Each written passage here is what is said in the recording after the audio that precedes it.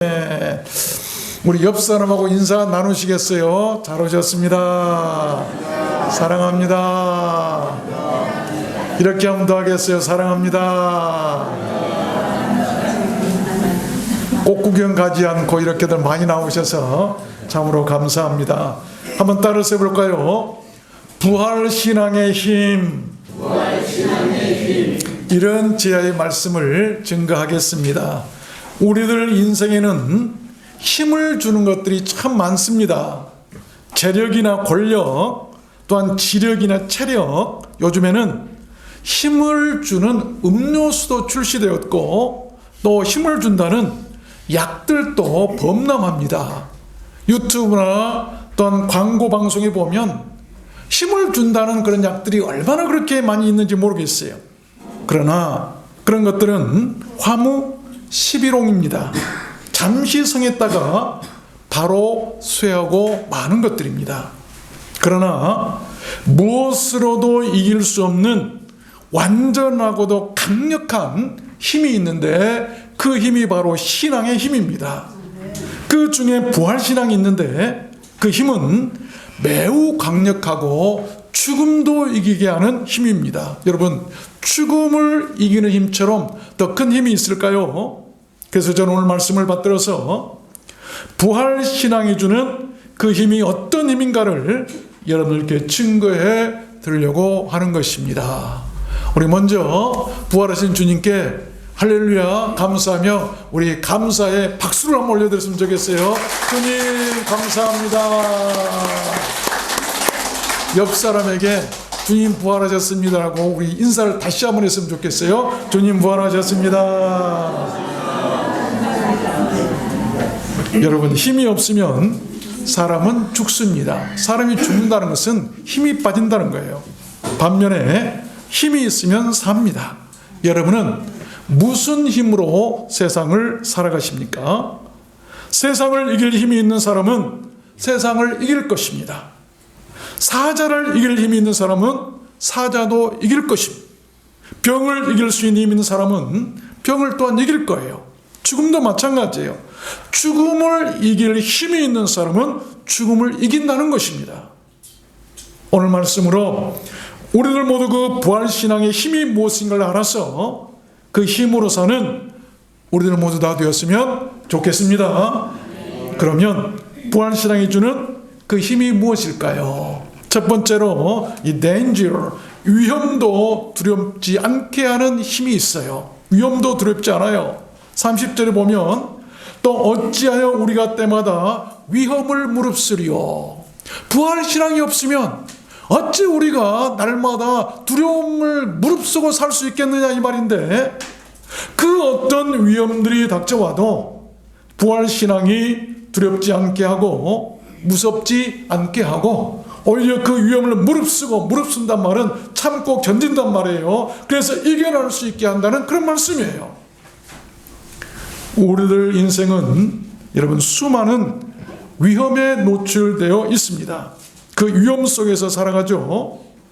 질병의 위험이라든지 전쟁의 위험이라든지 사고의 위험, 또한 실패나 좌절의 위험, 재난이나 재해의 위험 같은 그런 것들입니다. 언제 건물이 무너질지 모르고 언제 다리가 무너질지 모르고 내가 언제 병이 들지 모르고 언제 불이 나고 언제 사고가 터질지 모르는 불안 속에서 우리는 항상 살아가요. 그래서 성경은 이렇게 말씀합니다. 잠언 27장에 보면 너는 내일 일을 자랑하지 말라. 하루 동안에도 무슨 일이 나는지 네가 알 수 없음이니라.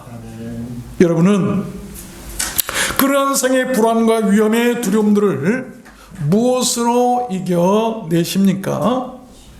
불안이나 두려움은 사람을 약하게 하고 병들게 하고 요동하게 하고 영혼을 녹이는 치명적인 스트레스와 독성이 있다고 어떤 성경이 말씀해요. 시편 55편에 보면 내 마음이 내 속에서 심히 아파하며 사망의 위험이 내게 미쳤도다. 죽을 때가 온 거예요. 사망의 위험이 닥친다.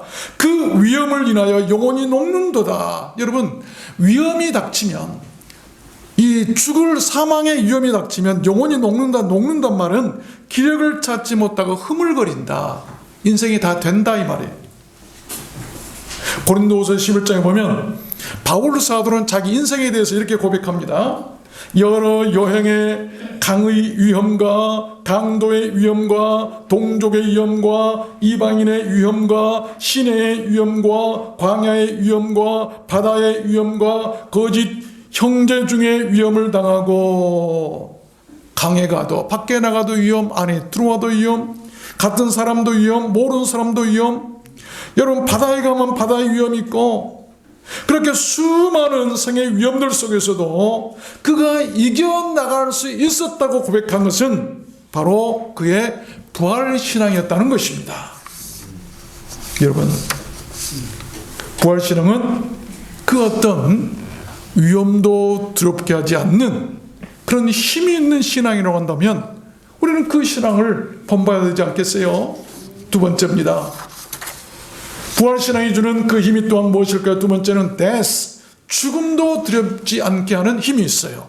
31절 보니까 형제들아, 내가 그리스도 예수 우리 주 안에서 가진 바 너에게 대한 나의 자랑을 두고 단언하노니 자랑할 것이 있다. 그것이 뭐였냐면 I die every day. 나는 날마다 죽는다. 여러분, 죽음을 자랑한다는 것, 이처럼 멋있는 인생이 있을까요? 바울 사도의 위대한 신앙 고백입니다. 날마다 죽어도 날마다 다시 살 수 있다는 부활 신앙의 확신이 있었기 때문에 그는 죽음이 날마다 두렵지 않고 오히려 죽음을 자랑하겠다라고 하는 그런 말씀이에요. 위대한 힘이죠. 우리들 인생은 항상 죽음에 노출되어 있습니다. 여러분, 조심한다고 죽음이 멀어지거나 죽음이 찾아오지 않는 것이 아닙니다. 세상에 죽음처럼 강하고 죽음처럼 확실하고 죽음처럼 무정하고 죽음처럼 잔인하고 죽음처럼 냉혹한 것은 없습니다. 여러분은 그러한 끔찍한 죽음의 공포나 두려움을 무엇으로 이겨내며 살아가십니까? 인도의 어느 마을에서 일어난 실제 있었던 실화입니다. 그 마을의 한 가족이 예수를 믿게 되었어요. 그 일로 우상을 섬기던 그 마을 사람들은 요동하기 시작했고, 매우 화가 난 그 마을 추장이 그들 가족을 모두 다 마을 앞으로 끌고 나왔어요. 그리고 온 마을 사람들이 모여있는 앞에서 남편에게 그 추장이 말을 합니다. 만약 너와 너희 가족이 믿음을 부인하지 않으면 너희는 오늘 모두 죽을 것이다. 청천벽력이에요. 그런데 남편은 말없이 조용히 있다가 한참 후에 이런 노래를 하기 시작합니다. 그 노래는 그가 자신의 삶을 하나님께 드리기로 처음 결심했던 그런 직접 작곡한 노래였다고 그래요. 예수님 따라 살기로 했네. 예수님 따라 살기로 했네. 예수님 따라 살기로 했네. 뒤돌아서지 않겠네. No turning back, no turning back. 뒤돌아서지 않겠다. 이번에는 그의 아내에게 주장이 묻습니다. 그러자 그의 아내도 조용히 눈물을 흘리며 노래하기 시작합니다. 세상 등지고 십자가 보내. 세상 등지고 십자가 보내. 세상 등지고 십자가 보내. 뒤돌아서지 않겠네. No turning back, no turning back. 이번에는 마지막으로 그의 자녀들에게 묻습니다. 그러나 그의 어린 자녀들도 눈물을 흘리면서 부모들이 불렀던 노래를 따라서 하기 시작했어요. 주님 뜻대로 살기로 했네. 주님 뜻대로 살기로 했네. 주님 뜻대로 살기로 했네. 않겠네.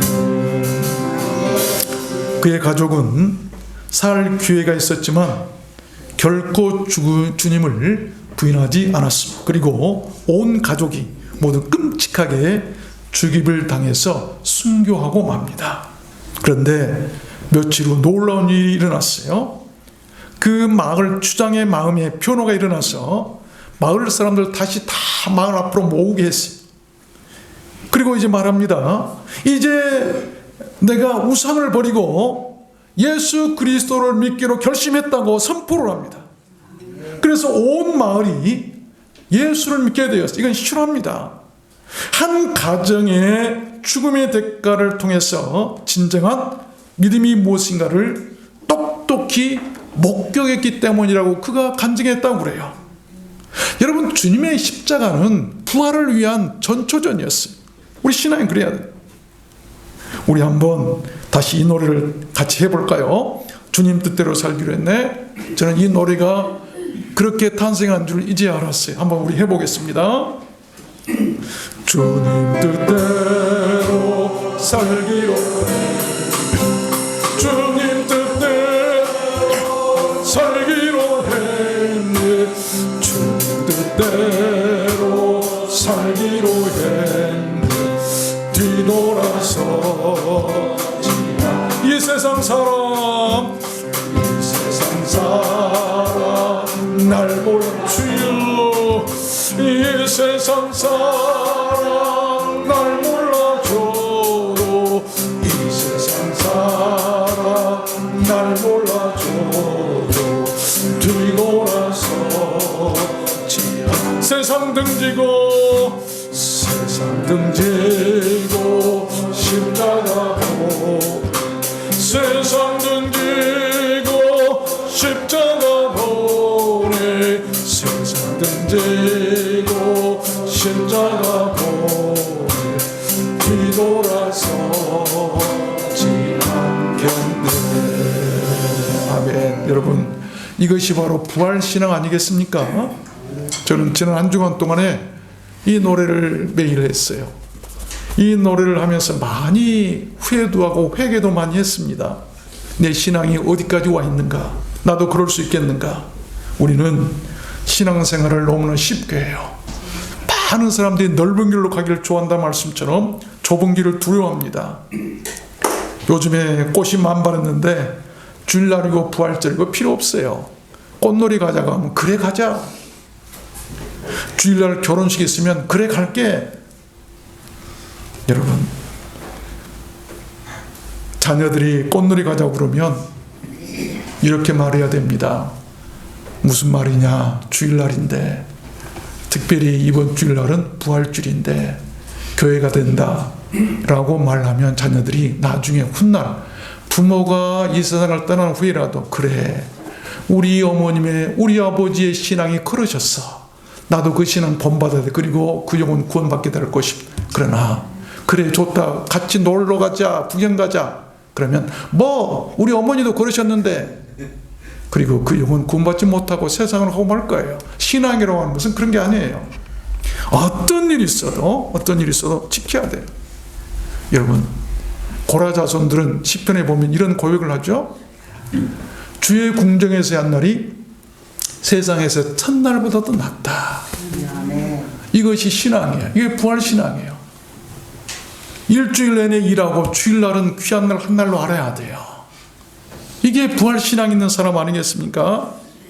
여러분, 주를 위해서 좀 핍박도 받아야 돼요.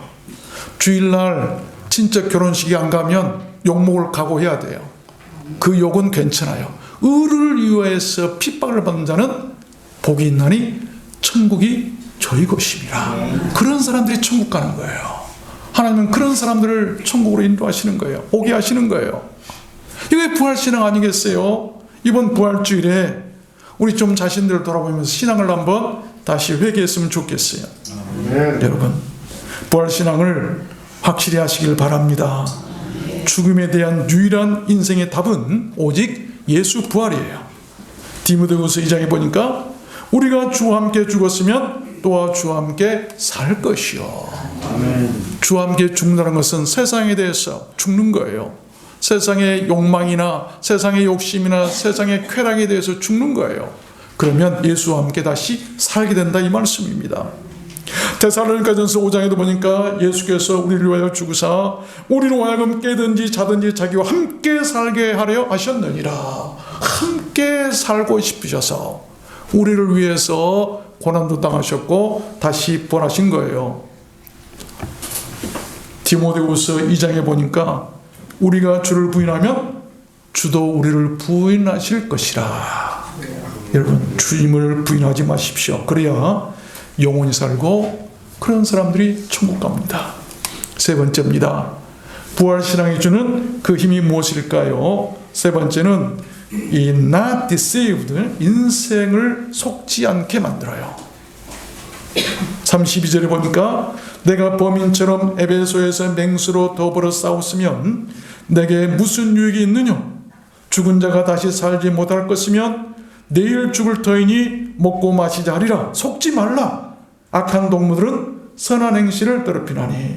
여러분, 이 바울 사도는 에베소에서 맹수들과도 싸웠어요. 복음 전하다가. 그런데 범인, 내가 예수 안 믿는 사람으로 맹수들, 사자들과 싸운들, 그것이 무슨 소용이 있겠느냐. 그러나 나는 범인이 아니고 하나님의 구원 백성이니 사자와 싸운다 한다 할지라도 나는 괜찮다. 그래서 상처를 입어도 괜찮다. 속지 말아라. 악한 동무들은 그럴 필요가 없다고 하니 너희들은 그렇게 살지 말라라고 하는 그런 부탁이에요. 미국의 무신론자 스트로벨이라고 하는 기자가 있었어요. 예수 부활의 허구성을 추정하기 위해서 마음먹고 역사학, 고고학, 신학, 의학 서적들을 많이 사다가 독파했답니다. 그러나 그 결과는 대반전이었어요. 그는 오히려 부활이 거짓이라고 증명하기가 부활이 사실이라는 것을 증명하는 것보다 더 훨씬 어려웠다고 하면서 부활의 증거라고 하는 책을 쓰기도 했습니다. 또 무신론자 프랭크 모리슨이라고 하는 사람은, 그 사람도 기자였는데, 예수의 부활이 신화에 불과하다는 것을 증명하기 위해서 펜을 들었어요. 그리고 연구하면서 조사하기 시작했는데 하면 할수록 부활이 사실이라는 것이 확인되었고, 그래서 누가 돌을 옮겼는가라고 하는 유명한 책을 쓰기도 했어요. 그는 이렇게 말했습니다. 내가 쓰려던 부활의 호구라는 책은 부활이 사실임을 말하는 그 증거들에 무게에 눌려서 쓸 수가 없었다. 여러분, 한 번뿐인 소중한 우리들 인생 속지 마십시오. 하나님이 없다고 비웃고 조롱하는 무신론자들이나 거짓 주장들에 속지 마십시오. 세상은 사람이 죽으면 끝이라고들 말합니다. 부활이 어디 있으며 사람이 죽으면 어떻게 다시 사느냐고 말들 합니다. 그러나 잘못입니다. 사람이 한 번 죽은 것은 정해져 있습니다. 성경의 말씀이에요. 그리고 그 후에는 반드시 심판이 있다고 말씀하고 세상에 끝날 그 종말의 날에는 부활이 있다고 성경이 말씀하고 있습니다. 지금까지 성경의 말씀이 그대로 이루어지지 않는 것이 없습니다. 그러나 앞으로 이루어지지 않는 것도 반드시 이루어질 것이라는 것을 우리는 바라볼 수 있습니다. 성경이 말씀합니다. 이는 우리가 사단에게 속지 않게 하려 함이라. 한 번 죽는 것은 사람에게 정하신 것이요 그 후에는 심판이 있으리니 선한 일을 행한 자는 생명의 부활로, 악한 일을 행한 자는 심판의 부활로 나오리라. 만일 그리스도 안에서 우리의 바라는 것이 다만 이 생뿐이면 모든 사람 가운데 우리가 더욱 불쌍한 자리라. 불쌍한 자리라. 부활이 없으면 여러분 행실을 더럽히지 마십시오. 그것은 세상에 속는 거예요.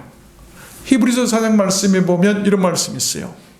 그의 안식에 들어갈 약속이 남아있을지라도 너희 중에 혹 미치지 못할 자가 있을까 함이라. 내가 노하여 맹세한 바와 같이 저희가 안식에 들어오지 못하리라. 여러분, 믿는 사람이라고 그래도, 교회에 다니는 사람이라고 그래도 안식에 들어가지 못할 자들이 있을까 염려했다라고 하는 말씀이에요. 우리가 신앙생활 제대로 하지 않으면 안식이 뭡니까? 영원한 안식, 저 천국에 들어가는 것을 말할 것입니다. 그 안식에 미치지 못할 자들도 있어요. 우리 신앙생활 잘해야 돼. 대충 해서는 안 되는 거예요. 마지막 네 번째입니다. 부활신앙이 주는 그 힘이 무엇일까요? 네 번째는 sin, 죄를 짓지 않게 만듭니다. 34절 보니까 깨어 의를 행하고 죄를 짓지 말라. 여기 깨어라라고 한 말은 에크네포라고 하는 헬라어인데 술 취한 상태에서 깨어나라, 술 취하지 말라 이 말이에요. 하나님을 알지 못하는 자가 있기로, 이 하나님을 알지 못한다 말에 ignorant, 이 무지하고 생각이 없고 어리석고 무례한 사람들이다. 그들이 말하기를 내가 너희를 부끄럽게 하기 위해 말을 하노라. 누가 묻기를 죽은 자들이 어떻게 다시 살며 어떤 몸으로 오느냐 하리니. 그 무례한 사람들은 그렇게 말할 수 있다고 하는 거예요. 여러분, 이 말씀에 보면 무엇이 죄입니까? 남을 죽이는 것이 죄입니까? 남의 걸 훔치는 것이 죄입니까? 물론 그것도 죄예요. 그러나 진짜 천국 못 갈 죄는 하나님을 알지 못하는 것이 죄라는 것입니다. 세상에는 하나님을 알지 못하고 생각 없이 죄를 지으며 무리하게 사는 사람들이 참 많습니다. 그들로부터 죄의 유혹을 많이 받죠. 여러분, 죄를 짓지 않게 하고 죄를 방어해 주는 것은 다름 아닌 부활신앙입니다. 부활을 믿는 사람은 인생을 함부로 살지 않게 될 것입니다. 왜냐하면 죄의 삭은 사망이요 그 후에는 심판이 있다는 것을 아는 사람이기 때문이에요. 데살로니가전서 3장에 보니까 우리 주 예수께서 그의 모든 성도와 함께 강림하실 때에 하나님 우리 아버지 앞에서 거룩함에 흠이 없게 하시기를 원하노라. 하나님의 뜻은 이것이, 잘 들어보십시오. 하나님의 뜻, 너희의 거룩함이라. 거룩함이 하나님의 뜻이에요. 종용하여 조용히 자기 일을 하는 것이 거룩함이에요. 너희 손으로 일하기를 힘쓰라. 남에게 넘기지 않고 내 일을 내 힘으로 내 손으로 하는 거예요. 외인들을 대하여 단정히 행하고, 외인들이라는 것은 믿지 않는 세상 사람들 앞에서도 단정히 품위 있게 존경할 만하게 모범이 될 만한 귀감이 되는 그런 행동을 해라. 이게 거룩한 생활이에요. 하나님의 뜻이에요. 또 마음이 약한 자들을 안위하고 안위한다는 것은 몸을 편안하게 하고 마음을 위로해 주는 일을 하라 이 말입니다. 힘이 없는 자들을 붙들어주며 모든 사람을 대하여 오래 참고 삼가 누구에게든지 악으로 악을 갚지 말고 모든 사람을 대하든지 항상 선을 쫓으라. 평강의 하나님이 친히 너희로 온전히 거룩하게 하시고 또 너희 온 영과 혼과 몸이 우리 주 예수 그리스도 강림하실 때에 흠없게 보존되기를 원하노라. 이렇게 거룩하게 산 사람에게는 주님께서 재림하셔서 세상을 심판하실 때 그때 다시 부활할 텐데 우리의 몸과 혼과 영이 다 안전하게 보존될 것이다 라고 하는 그런 말씀이에요. 말씀을 맺겠습니다. 겨울나무들을 보면 꽃도 잎도 다 떨군 채로 서 있습니다. 얼핏 보기에는 죽은 나무들처럼 보여. 그러나 결코 실패도 죽은 것도 아닙니다. 단지 추위를 이기기 위해서 모든 것을 버리고 버티면서 보이지 않게 다가올 봄을 묵묵히 준비하는 거예요. 여러분, 낙엽수들이 잎사귀를 떨군다는 것은 추운 겨울을 이기기 위해서 유지할 수 있는 자기 체력을, 나무 체력을 유지하기 위해서 힘을 저장하기 위해서 잎들 다 떨군다고 그래요. 그리고 버티면서 살다가 지금처럼 봄이 되니까 여러분 추위가 지나가고 봄이 오니까 찬란하니까 꽃을 다시 피우면서 살아나잖아요. 우리들 인생도 그런 거예요. 인생은 다른 거 아니에요. 인생에 뭐라고 말하고 싶습니까? 그러면 버티는 것이다라고 얘기하고 싶어요. 신앙이 뭔가 물어보면 신앙은 버티는 것이다라고 말하고 싶어요. 겨울나무처럼 부활을 준비하며 주의 재림을 준비하며 천국 가기를 준비하면서 버티면서 살아가는 것이 우리들 인생이고 우리들 신앙이다라고 저는 말하고 싶습니다. 죽은 나무는요, 봄이 오고 좋은 날이 와도 결코 살아나지를 못해요. 다 꽃이 피고 잎이 나는데 어떤 나무를 보면 그대로 말라 죽어 있는 것을 볼 수 있어요. 더 말라지고 봄이 오니까 더 부러지고 더 꺾여서 사람들이 모아다가 땔감으로 쓰고 맙니다. 그러나 살아있는 나무는 다릅니다. 에스겔 골짜기의 마른 뼈들처럼 봄이 오고 성령의 바람이 불어오면, 말씀의 바람이 불어오면 물이 오르게 되고 살이 와서 붙고 아름답고 찬란한 몸으로 살아나는 거예요. 성도의 부활이 마치 그와 같다는 것입니다. 믿음 안에서 끝까지 견디는 사람은 구원을 얻고 살아난다고 성경은 말씀합니다. 여러분, 먼저 간 사랑하고 그리웠던 사람들 보고 싶을 거예요. 저도 먼저 천국에 가신 우리 어머니, 아버지 참 보고 싶어요. 특별히 우리 어머니를 지금도 보고 싶어요. 다시 만나고 그들과 함께 영생에 같이 들어가게 될 거예요. 왜? 우리에게는 다시 사는 부활이 있기 때문에. 데살로니가서 4장에 보니까 이렇게 말씀합니다. 주께서 오련과 천사장의 소리와 하나님의 낫발로 친히 하늘로 쫓아 강림하시리니 그리스도 안에서 죽은 자들이 먼저 일어나고, 우리보다 먼저 죽었던 자들이 일어난다, 살아난다는. 그 후에 우리 살아남은 자들도 저희와 함께 구름 속으로 끌어올려 공중에서 주를 영접하게 하시리니 그리하여 우리가 항상 주와 함께 있으리라. 저희와 함께, 죽었던 자들이 살아나서 저희와 함께 우리가 공중에 주님 혼인잔치에 참여하게 될 것이다. 휴거를 얘기하고 있죠.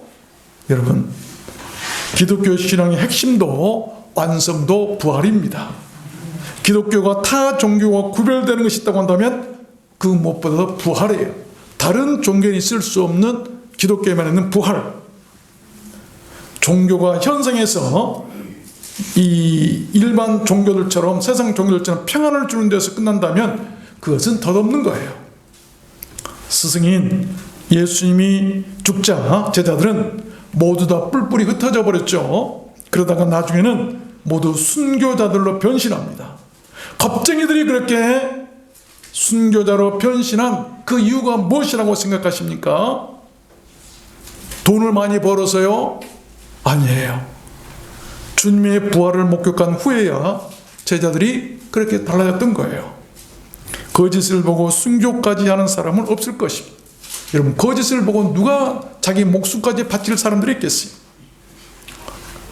제자들은 진짜 부활하신 예수님을 보았기 때문에, 그것이 진리였고 진실이었기 때문에 그들이 순교까지 할 수 있었던 것입니다. 여러분, 우리 성도들도 마찬가지예요. 예수 부활을 진심으로 믿는 사람은 주를 위해서 순교까지 할 수 있는 신앙이 될 것입니다. 그래서 많은 사람들이 순교를 하게 되었어요. 예수님의 부활은 우리들 미래에 대한 가장 확실한 보증입니다. 여러분, 미래에 대한 가장 확실한 보증이 무엇입니까? 초기 그리스도인들이 갖은 박해와 핍박 속에서도 순교까지 불사하며 믿음을 지킨 것은 부활이라고 하는 부인할 수 없는 사실과 죽어도 더 좋은 천국에 간다는 그런 믿음이 있었기 때문에 가능했습니다. 사람이 사는 동안에 가장 두려운 것은 여러분, 전쟁도 가난도 외로움도 질병도 아닙니다.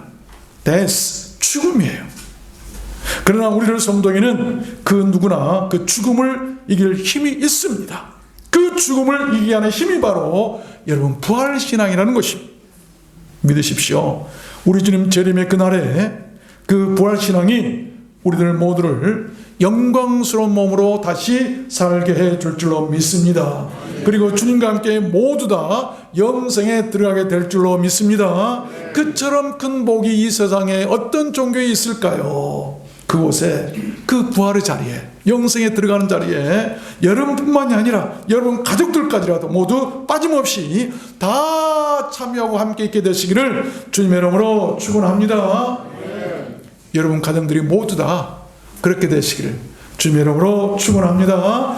우리 말씀을 생각하시면서 찬양할까요? 주 하나님, 독생자 예수, 살아계신 주